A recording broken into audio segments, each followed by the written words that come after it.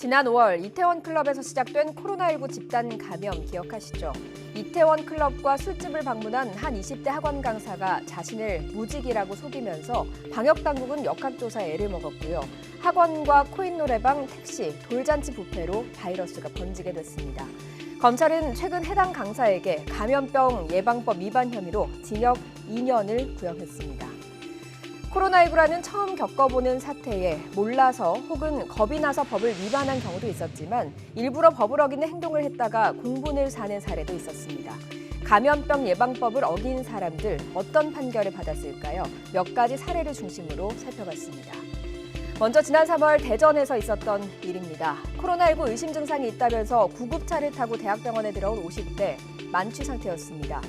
코로나 걸려라 이렇게 말하면서 병원 보안요원에게 침을 뱉었습니다.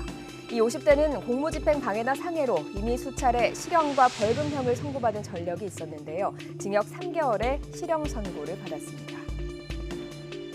올해 초 유튜브에서 화제가 됐던 영상입니다. 동대구역 광장에서 지하철역으로 이어지는 에스컬레이터로 도망치듯이 뛰어내려가는 한 남성.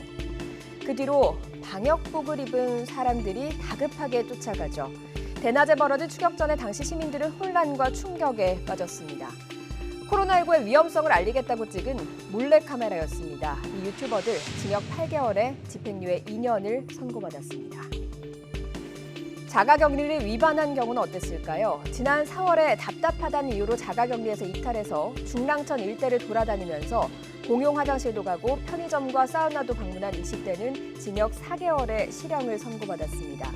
다행히 음성 판정을 받았지만 법원은 광범위하게 다중이용시설을 방문하고 당시 코로나19 상황을 보면 위반 정도도 중하다고 판단했습니다.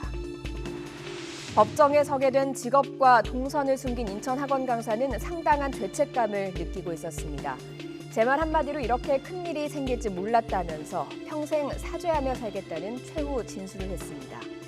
겁이 났다, 기망할 의도가 없었다고 하더라도 한 사람의 이런 잘못된 마음이 방역수칙을 잘 지켜내는 많은 국민에게 피해를 주곤 합니다. 실제로 이 한 번의 거짓말로 80명이 넘는 확진자가 나왔습니다.